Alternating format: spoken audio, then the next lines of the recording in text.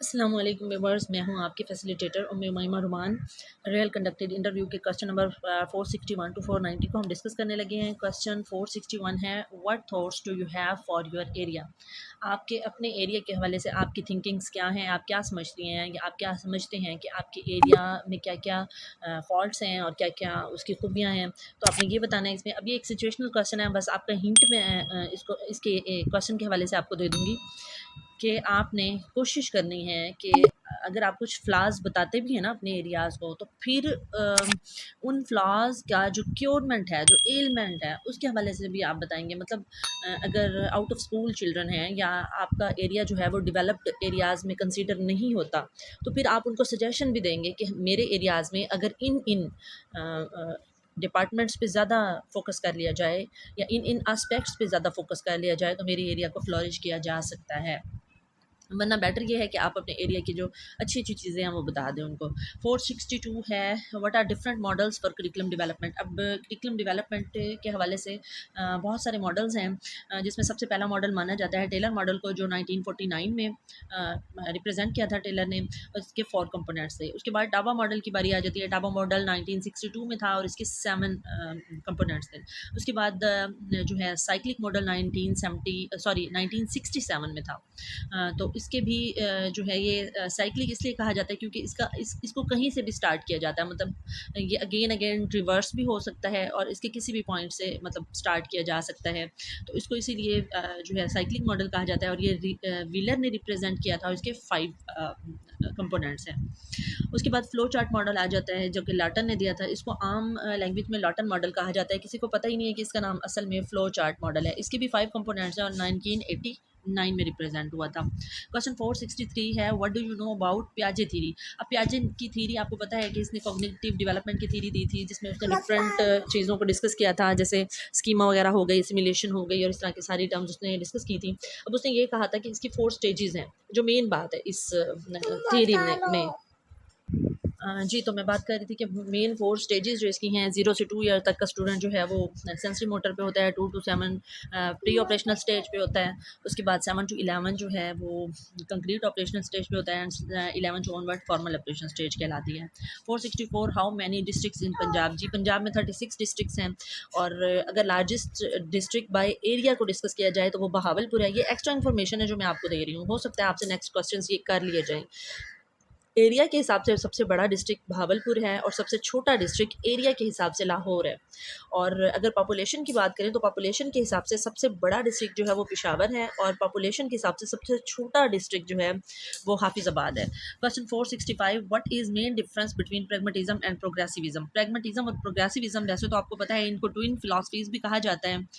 इनमें मतलब बहुत ज़्यादा मुमासलत पाई जाती है, लेकिन जो इनमें मेन डिफरेंस है ना वो ये है कि प्रोग्रेसिविज्म बात करती है एजुकेशनल पर्सपेक्टिव की, लेकिन प्रैग्मेटिज्म जो है वो जनरल फिलॉसफी है। इसके अलावा सबसे मेन डिफरेंस बड़ा जो है वो ये है कि प्रोग्रेसिविज्म बात करती है सोशल चेंज की, सोशल बिहेवियर की, सोशल इंटरेक्शन की, मतलब सोशल रिलेशनशिप की बात करती है, जबकि जो प्रैग्मेटिज्म है उसका ज़्यादा फोकस जो है वो है चेंज इज़ कॉन्स्टेंट या चेंज इज़ रिवॉल्विंग या फिर हम कह सकते हैं कि truth is that which works, इस चीज़ पे काम करती है pragmatism. 466, what is self realisation. जी, सेल्फ रियलाइजेशन जो है वो असल में हम इकबाल की फ़िलासफ़ी से भी इसको रिलेट कर सकते हैं और हम आइडियलिज़म के एग्जांपल भी दे सकते हैं, जिसमें ये है अगर इसको उर्दू में डिफ़ाइन करूँ तो सेल्फ रियलाइजेशन को खुद ही कहा जाता है, जो कि इकबाल की सारी पोइट्री में हमें नज़र आती है। अच्छा, अब सेल्फ रियलाइजेशन जो है ना वो असल में ये है कि इंसान अपने आप को पहचाने कि वो क्यों तख्लीक किया गया, वो कौन है, वो कहाँ से आया, उसके यहाँ आने का मकसद क्या है। और अकॉर्डिंग टू इस्लामिक फ़िलासफ़ी हम मुस्लिम्स हैं, तो अल्हम्दुलिल्लाह मैं भी मुस्लिम हूँ और मुझे फ़ख्र है मुस्लिम होने पे। तो मुस्लिम जो हैं वो यही कहते हैं कि मतलब हम इससे तख्लीक किए गए ताकि हम अपने रब की बंदगी करें, हम अपने रब की इबादत करें। तो मतलब अपने आप को पहचानना और फिर अपने आप को पहचानने के बाद अपनी खुदा को पहचानना, ये असल में अकॉर्डिंग टू माय ओपिनियन ये सेल्फ रियलाइजेशन है। उसके बाद क्वेश्चन 467 है, what is self esteem and self actualisation. अब self esteem and self actualisation ये दोनों जो है डीप लेवल्स हैं, जिनको मैस्लो ने अपनी हायरार्की ऑफ नीड्स में डिस्कस किया था। अब सेल्फ एस्टीम ये है कि इंसान ये कहता है कि मतलब मैं जाना जाऊँ, पहचाना जाऊँ, मैं माशरे में मेरा एक नाम हो, एक मकाम हो, मतलब अच्छी जॉब अगर हम गेन कर लेते हैं। किसी का गोल ये होता है कि अच्छी जॉब गेन कर लूँ, किसी का गोल ये होता है कि मेरा अच्छा घर हो जिसकी वजह से लोग मेरी इज़्ज़त करें, मुझे जाने पहचाने। कुछ लोग मतलब डिफरेंट इनिशिएटिव्स ले लेते हैं अपनी इज़्ज़त बढ़ाने के लिए। तो ये सेल्फ एस्टीम है, ये फोर्थ लेवल है मैस्लो की हायरार्की का। और जो अकॉर्डिंग टू मैस्लो उसने ये कहा था कि ये लेवल जो है इसको मीटअप किया जा सकता है, और जब इसको मीटअप कर लेते हैं फिर हम सेल्फ एक्चुअलाइजेशन के लेवल पे जाते हैं। लेकिन मैस्लो ने बाद में ये कहा था कि ज़रूरी नहीं है कि हम हर लेवल को 100% अचीव कर लें फिर हम नेक्स्ट लेवल की तरफ मूव ऑन करें। नहीं, समटाइम ऐसा भी होता है कि हम एक लेवल को 100% अचीव नहीं कर सकते लेकिन फिर भी हम नेक्स्ट लेवल की तरफ मूव ऑन कर जाते हैं। अब उसने ये कहा था कि मेरे जो फर्स्ट 4 लेवल्स हैं ना, इनको अचीव किया जा सकता है, मतलब फुली अचीव किया जा सकता है। लेकिन सेल्फ एक्चुअलाइजेशन ऐसा लेवल है जो कभी मीटअप नहीं हो सकता। मतलब अगर आप एक वर्क कर लेते हो तो फिर आपकी सेल्फ एक्चुअलाइजेशन आपको दूसरे वर्क पे उभारती है, फिर तीसरे वर्क पे उभारती है। तो इस तरह जो है इंसान कैरी ऑन रखता है और ये सारी ज़िंदगी जो है इसको मीटअप करने की कोशिश करता रहता है, मतलब उसकी सेटिस्फेक्शन फिर भी नहीं होती। और सेल्फ एक्चुअलाइजेशन वो लेवल है जिस पे आप पहली चारों लेवल्स को भूल जाते हैं। आप अपनी बेसिक नीड्स को भूल जाते हैं, आप लव एंड बिलोंगिंग्स को भूल जाते हैं। मतलब ये नहीं कि बिल्कुल ही फरामोश कर देते हैं, लेकिन उनकी इंपॉर्टेंस जो है वो सेकेंडरी लेवल पे चली जाती है। और आपका मेन मरकज़ जो आपकी थिंकिंग का होता है या आपका मेन मोटो जो होता है सेल्फ एक्चुअलाइजेशन के लेवल पे, वो होता है ह्यूमैनिटी को सर्व करना। तो जैसे अगर हम एग्जांपल लें तो नेल्सन मंडेला, मदर टेरेसा, और उसके अलावा हम एग्जांपल दे सकते हैं लेडी डियाना ने भी बहुत अच्छे वर्क किए। और अगर हम पाकिस्तान से एग्जांपल दें तो हम एग्जांपल दे सकते हैं ईदी साहब की। तो ये होता है सेल्फ एक्चुअलाइजेशन का लेवल, जिसमें आप बाकी सब लेवल्स को फरामोश करके और एक ही अपनी मतलब मोटो पे वर्क करना स्टार्ट कर दें। अब क्वेश्चन 468 है, व्हाट इज़ एग्जिस्टेंशियलिज्म। एग्जिस्टेंशियलिज्म आपको पता है कि ये एक जनरल फिलॉसफी है, और इसको सोरेन किरकेगार्ड और कार्ल जेस्पर ने मतलब इसके प्रोपोनेंट्स थे। और सार्त्रे, जॉन पॉल सार्त्रे भी थे इसमें। और उन्होंने ये कहा था कि man is alone, man is helpless in this universe. मतलब वो ये कहता था कि खुदा की ज़ात का तो ये फ़िलासफ़ी जो है इनकार ही कर देती है। कहते हैं कि इंसान इतना सफ़र्ड है, क्योंकि वर्ल्ड वार फर्स्ट से पहले और बाद की मतलब अप्रोच है जिसमें इंसानों में एंग्जाइटी बहुत ज़्यादा थी, गुस्सा था, एक दूसरे के लिए नफ़रत थी, लोग मर रहे थे, इन्फ्लेशन बहुत ज़्यादा बढ़ रही थी। तो मतलब इन्होंने ये कंसेप्ट डेवलप किया था कि अगर खुदा नाउज़ बिल्लाह अस्तगफिरुल्लाह, कि अगर खुदा की ज़ात मौजूद होती तो उसे इंसान की सफ़रिंग्स नज़र आ रही होती।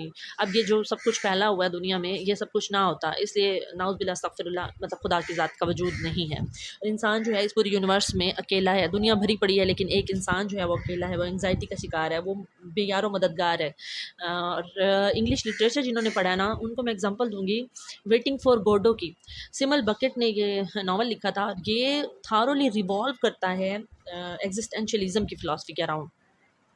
हमें एजुकेशन के सब्जेक्ट में इसकी एग्जांपल नहीं मिलती, लेकिन ये वेटिंग फॉर गोडो जो है बहुत ज़बरदस्त नावल है, जिसमें वो ये बताता है कि मतलब इंसान जो है मजबूरन किसी अपने एक आका के साथ बंधा रहता है, और वो गोडो के लिए।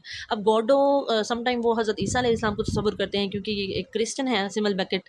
समटाइम वो खुदा की ज़ात को, और वो पूरे नावल में ना मतलब पूरा नावल है, ये ड्रामा है, मुझे ठीक से याद नहीं है, तो उसमें वो गोडो का वेट करते रहते हैं, और एट द एंड गोडो जो है उनको कभी नहीं मिलता।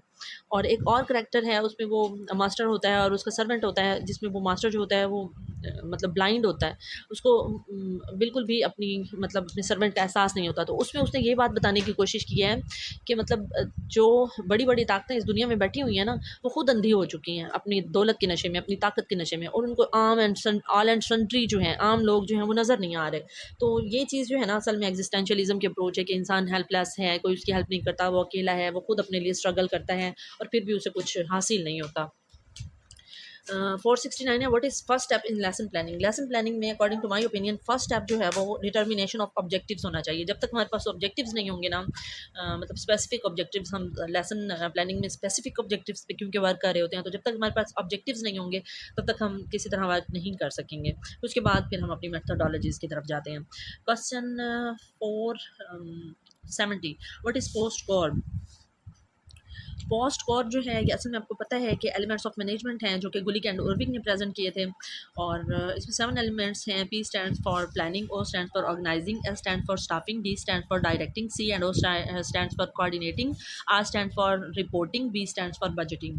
ठीक हो गया। 471 what are issues of teacher training in our country. हाँ जी, अब हम सबको ये वैसे तो सिचुएशनल क्वेश्चन है जो अब मेरे माइंड में आते हैं ना, वो मैं आपको बता देती हूँ कि लीड ट्रेनर्स होते हैं ना, वो मास्टर ट्रेनर्स को जो मतलब ट्रेन करते हैं उनको हम लीड ट्रेनर्स कहते हैं। और जो लीड ट्रेनर्स होते हैं वो खुद इतने एफिशिएंट नहीं होते या इतने कैपेबल नहीं होते कि वो मास्टर ट्रेनर्स को अच्छा ट्रेन कर सकें। फिर आगे जो मास्टर ट्रेनर्स होते हैं वो भी कुछ एफिशिएंट नहीं होते, मतलब वो अपने रिसोर्सेज लड़ा के सिलेक्ट हो जाते हैं। मैं ये नहीं कहती कि सब के सब ऐसे होते हैं, बहुत सारे कम्पिटिटिव भी होते हैं, लेकिन कहीं ना कहीं जो है ये मिंगल अप्रोच भी हमें मिल जाती है। तो जिसकी वजह से जब खुद के पास बंदे के पास नॉलेज नहीं होता ना, या नॉलेज होने के बावजूद भी आपके अंदर इतनी स्किल्स नहीं होती कि आप अपने नॉलेज को अच्छे वे में रिप्रेजेंट कर सकें, तो जो है फिर वो मकसद पूरा नहीं होता हमारी वर्क का।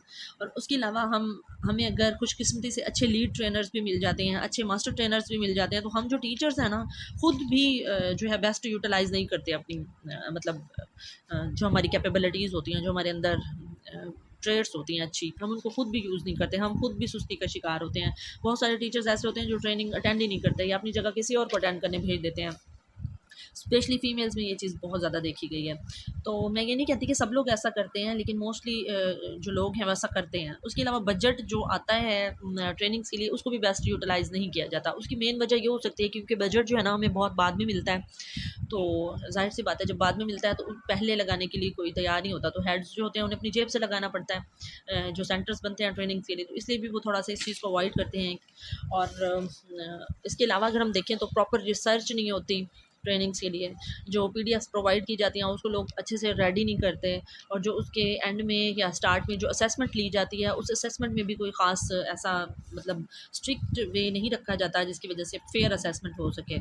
तो इसलिए हम कह सकते हैं कि जो हमारी टीचर ट्रेनिंग्स हैं इनमें ये इश्यूज़ मेन हैं कि असेसमेंट जो है वो इतनी मतलब हाई लेवल पे नहीं ली जाती। उसके अलावा डिफरेंट जो मैंने आपके साथ अभी डिस्कस किए ये सारे पॉइंट्स हो सकते हैं। 472 what are scientific management theory of management and operational management theory of management. ये बहुत इंपॉर्टेंट दोनों थ्योरीज हैं मैनेजमेंट के हवाले से। अच्छा, इनको एडमिनिस्ट्रेशन की थ्योरीज भी हम कह सकते हैं क्योंकि एडमिनिस्ट्रेटर की भी ऑलमोस्ट सेम ही रूल्स होते हैं। तो अब जो साइंटिफिक मैनेजमेंट थ्योरी है ना वो टेलर ने रिप्रेजेंट की थी, और टेलर ये कहते हैं कि इंसान जो है ना उससे काम ऐसे लें जैसे मशीन से लिया जाता है। आपने देखा होगा कि डिफरेंट ऑर्गेनाइजेशन में, डिफरेंट फैक्ट्रीज़ में, जैसे मैंने आपको अपनी एक वीडियो में एग्जांपल दी थी टॉफ़ीज़ वाली फैक्ट्री की, तो आपने शायद वो वीडियो सुनी हो मेरी मैनेजमेंट वाली, थीरीज ऑफ मैनेजमेंट वाली। तो उसमें वो एग्जांपल मैंने दिया वो बेस्ट फिट आती है ये साइंटिफिक मैनेजमेंट थीरी पे। और इसने 4 प्रिंसिपल्स ऑफ वर्क बताए थे, और सबसे बड़ा स्लोगन जो था ना टेलर का वो ये था कि a fair day work, a fair day पे। मतलब अगर आप सारा दिन अच्छा वर्क करते हैं तो आपको एंड में सैलरी भी अच्छी मिलेगी, अगर आप नहीं करते तो आपको सैलरी भी नहीं मिलेगी। और मैंने आपको उस वीडियो में फ्रीलांसिंग की एग्जांपल भी दी थी, तो वो भी इसमें बेस्ट फिट होती है। इसके मुकाबले में अच्छा साइंटिफिक मैनेजमेंट थ्योरी जो है ना वो 1916 में प्रेजेंट की थी, और जो ऑपरेशनल मैनेजमेंट थ्योरी है वो 1949 में प्रेजेंट की थी, और हेनरी फ्योल ने की थी।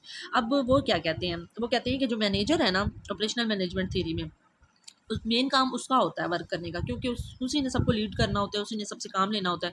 तो वो कहता है कि मतलब ये थीरी जो है उसमें वो कहता है कि जो मेन बंदा है ना वो मैनेजर है, असल अथॉरिटी जो है वो मैनेजर के पास होनी चाहिए, मतलब मैनेजर को एक फॉर्मल अथॉरिटी होना चाहिए। उसके अलावा वो ये कहता है कि बॉस इज़ ऑलवेज राइट। हम जो कहते हैं ना कि बॉस इज ऑलवेज राइट, असल में अप्रोच है ऑपरेशनल मैनेजमेंट थ्योरी की। इसने 14 प्रिंसिपल ऑफ वर्क रिप्रेजेंट किए थे। अब देखते हैं जी question number 473, what are power of a leader. अब पावर ऑफ लीडर जो है वो बेसिकली 5 ज़्यादा इंपॉर्टेंट कंसीडर की जाती हैं। इस पर भी मेरी एक डिटेल्ड वीडियो मौजूद है, लेकिन मैं आप चाहें तो आप उस वीडियो से कंसल्ट कर सकते हैं। यहाँ मैं आपको नेम बता देती हूँ। Legitimate power, reward power, coercive power, उसके अलावा एक्सपर्ट पावर, रेफरेंट पावर, ये सारी पावर्स होती हैं। अब लेजिटिमेट पावर जो होती है वो पोजीशन की पावर होती है। रिवार्ड पावर ये होती है कि उसमें आप रिवार्ड दे सकते हैं। कोर्सिव पावर ये होती है कि आप पनिश कर सकते हैं। एक्सपर्ट पावर ये होती है कि आप अपने काम में एक्सपर्ट होते हैं। और रेफरेंट पावर ये होती है कि मैनेजर जो है उसकी पर्सनल ट्रेड्स इतनी अट्रैक्टिव होती हैं कि लोग उसको पसंद करते हैं। 474, what are roles of a manager. Roles जो होते हैं मैनेजर के वो डिफरेंट होते हैं। अब जो रोल्स ऑफ मैनेजर है ना वो तीन हैं, इंटरपर्सनल रोल, इंफॉर्मेशनल रोल और डिसीजनल रोल। अब इंटरपर्सनल की भी फर्दर थ्री सब टाइप्स हैं, इंफॉर्मेशनल की भी फर्दर थ्री सब टाइप्स हैं और डिसीजनल की फर्दर टू सब टाइप्स हैं। इस पर मेरी एक डिटेल्ड वीडियो मौजूद है, आप देख सकते हैं। उसके बाद है question 475, what skills must a manager have. अच्छा, इसमें ना मैं आपको एक हिंट दे देती हूँ। ये सिचुएशन वाला क्वेश्चन तो है, लेकिन जितने भी मैनेजमेंट की थीरीज़ है ना, उनमें जितने एलिमेंट्स ऑफ मैनेजमेंट की मेरी एक वीडियो आपने देखी होगी। ये मतलब आपको खुद को भी पता होगा कि एलिमेंट्स ऑफ मैनेजमेंट क्या होते हैं, आप सारे इसमें काउंट कर सकते हैं। अगर वो आप नहीं काउंट करना चाहते, जैसे बजटिंग, पोस्ट को अब अभी मैंने आपके साथ जिक्र किया, planning, organising, staffing, directing, coordinating, reporting, budgeting, ये सारे जो है वो क्वालिटीज़ हैं जो एक लीडर में होने चाहिए। या आप जैसे पोस्ट डीर है, पोस्ट डीसी है, पोस्ट पॉक है, ये सारी जितनी भी एलिमेंट्स ऑफ मैनेजमेंट हैं, आप इन सबको डिस्कस कर सकते हैं इसमें। उसके अलावा कम्युनिकेशन स्किल्स होनी चाहिए और इन्फ्लुएंसिंग अदर की क्वालिटी होनी चाहिए, मतलब लीडरशिप की क्वालिटी होनी चाहिए मैनेजर में। उसके अलावा बजटिंग, स्टाफिंग, मतलब ये सारी चीज़ें जो हैं वो क्वालिटीज़ ऑफ लीडर हैं। आप एलिमेंट्स ऑफ लीडर जितने भी आपके माइंड में आते हैं, आप सारे के सारे लीडर की क्वालिटीज़ में काउंट करवा सकते हैं। 476, what are pedagogy and andragogy, हम बहुत बार डिस्कस कर चुके हैं। Peda mean child and gogy mean way of teaching. तो pedagogy mean teaching the child या art of teaching the children, और एंड्रा मीन अडल्ट और andragogy means art of teaching the adults. ठीक हो गया। 477, व्हाट इज़ एनटीएस। एनटीएस हम कह सकते हैं कि NTS is a testing service. NTS means national testing service and it is working parallel like PPSC. तो इसको आप अपने वर्ड्स में भी डिफाइन कर सकते हैं। 478 है, how we can produce better students by formal education. इस क्वेश्चन को हम पहले भी डिस्कस कर चुके हैं। जो मेरे माइंड में आते हैं वो मैं आपके साथ शेयर कर लेती हूँ कि स्टूडेंट जो है उनको हम ऑब्जेक्टिव्स की डिटर्मिनेशन के हवाले से अगर हम उनको आगाही दे दें, हम उन्हें कह दें कि मतलब आपके हमारे जो ऑब्जेक्टिव्स हैं लेसन के, स्टूडेंट्स आप लोगों को जो जो प्रॉब्लम्स हैं आप अपने हिसाब से अपने ऑब्जेक्टिव्स को सेट करें, उसके बाद मैं आपको उस पर वर्क करवाऊँगी या करवाऊँगा एज ए टीचर। तो बच्चे इस चीज़ को बहुत लाइक करते हैं। ठीक हो गया। इस तरह भी वो फॉर्मल एजुकेशन से बेटर बन सकते हैं, better better member of society बन सकते हैं। उसके अलावा जो फॉर्मल एजुकेशन है इसमें फिक्स्ड और rigid rules of entry and exit होते हैं, जो बच्चों को डिसिप्लिन सिखाते हैं, बच्चों को टाइम बिंग सिखाते हैं, मतलब टाइम की इंपॉर्टेंस के हवाले से उनको बताते हैं। उसके अलावा क्योंकि कुछ रूल्स होते हैं जिनको मस्ट फॉलो करना होता है स्टूडेंट्स ने, तो वो उनकी जो करेक्टर डेवलपमेंट होती है वो इसके थ्रू बहुत अच्छी जो है डेवलप हो सकती है फॉर्मल एजुकेशन के थ्रू। उसके अलावा एग्जामिनेशन सिस्टम जो है इसमें होता है और बहुत स्ट्रिक्ट एग्जामिनेशन सिस्टम होता है। तो असेसमेंट हम कह सकते हैं कि फॉर्मल एजुकेशन वाली जो असेसमेंट है बनिस्बत नॉन फॉर्मल एजुकेशन की ज़्यादा स्ट्रिक्ट होती है, ज़्यादा रिलायबल होती है। उसके अलावा असेसमेंट होती है तो मेजरमेंट भी होती है, एवेल्यूएशन भी चेक की जाती है, डिग्रीज असाइन की जाती हैं। वो तो खैर डिग्रीज तो नॉन फॉर्मल एजुकेशन में भी असाइन की जाती हैं, लेकिन फॉर्मल एजुकेशन जो है वो ज़्यादा बेटर है इस वे में, क्योंकि इसमें क्लास का डिसिप्लिन होता है और बच्चों को सेंस ऑफ रिस्पॉन्सिबिलिटी दी जाती है, कंपटीशन की सेंस होती है, टीचर की गाइडेंस जो है एवरी टाइम हमारे पास मौजूद होती है, क्योंकि जो भी एजुकेशनल एजेंसी होगी उसमें टीचर या फैसिलिटेटर या आपका लेक्चरर जो है एट अ टाइम आपके पास मौजूद होगा।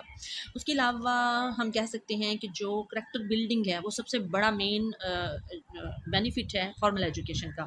479 क्वेश्चन है, what are kinds of sampling. अब सैम्पलिंग की जो दो मेन टाइप हैं, probability and non probability sampling, आप उनके हवाले से बता सकते हैं। फिर उसके बाद आप उनको फर्दर एलाबोरेट कर सकते हैं कि रैंडम सैम्पलिंग, स्ट्रेटिफाइड, स्नोबॉल और इस तरह की जितनी भी सैम्पलिंग के तरीके हैं आप वो सारे बता सकते हैं उनको। 480 SNC is aligned with which international science math assessment agency. जी, जो हमारा एसएनसी का जो न्यू सिलेबस है ना वो टीम्स के साथ अलाइंड है, मतलब जो trends in international science study, mathematics and science study, ये जो है इसके साथ एसएनसी अलाइन किया गया है। 481, व्हाट आर एसडीजीज एंड एमडीजीज। इस पर भी मेरी अलग से वीडियो मौजूद है, आप देख सकते हैं। SDGs sustainable development goal and MDGs millennium development goal. अब मिलेनियम डेवलपमेंट गोल जो है वो 8 थे और इसमें एजुकेशन के हवाले से जो पॉइंट था वो सेकंड पॉइंट था, लेकिन जो सस्टेनेबल डेवलपमेंट गोल हैं ये 17 इन नंबर हैं और इनमें जो एजुकेशन के हवाले से गोल है वो गोल नंबर 4 है।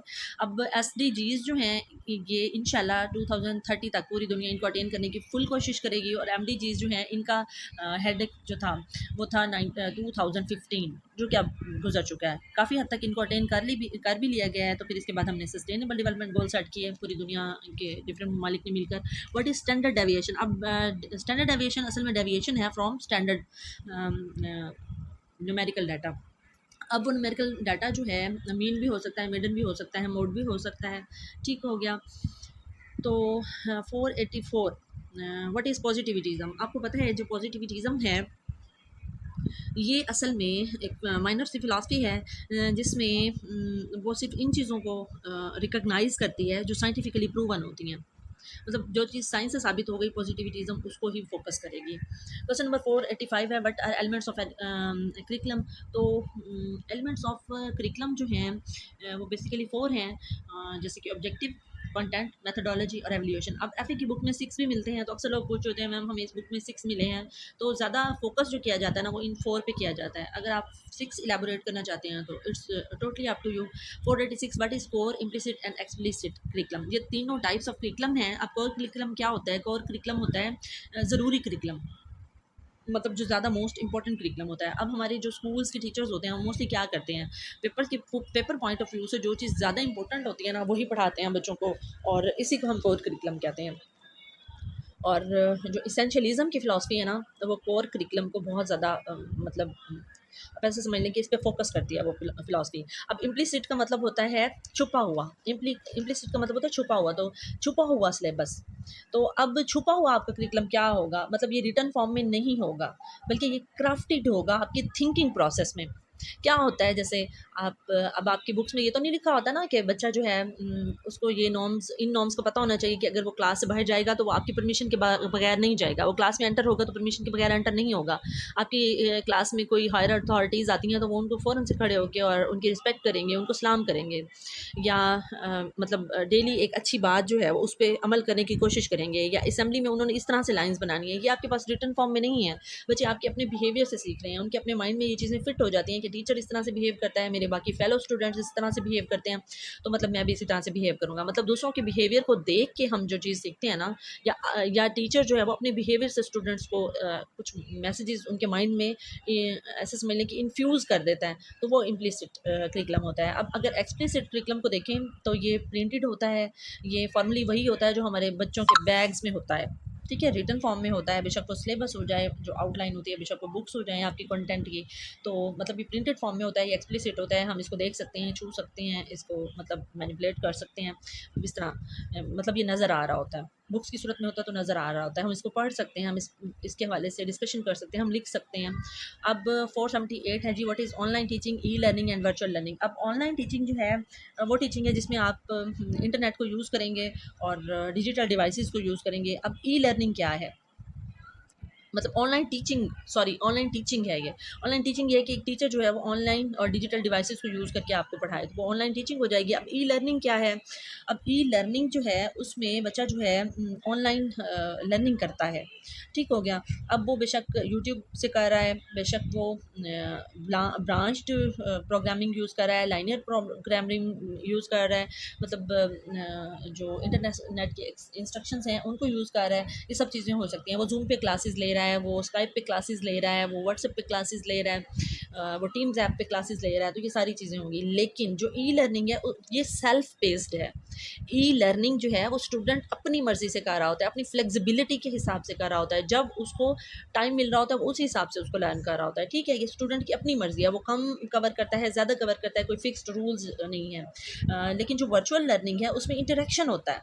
अब ई लर्निंग और वर्चुअल लर्निंग दोनों में सिमिलैरिटी ये है कि जो ई लर्निंग है ये भी ऑनलाइन है और वर्चुअल लर्निंग भी ऑनलाइन है, लेकिन ई लर्निंग जो है वो सेल्फ बेस्ड है, स्टूडेंट अपनी मर्ज़ी से उसको कर रहा होता है, कम करे ज़्यादा करे, वो अपना सिलेबस खुद सेट कर रहा होता है, अपने गोल्स खुद सेट कर रहा होता है, उन पे फिर खुद से वर्क कर रहा होता है, मतलब उस पे कोई हार्ड एंड फास्ट रूल नहीं है।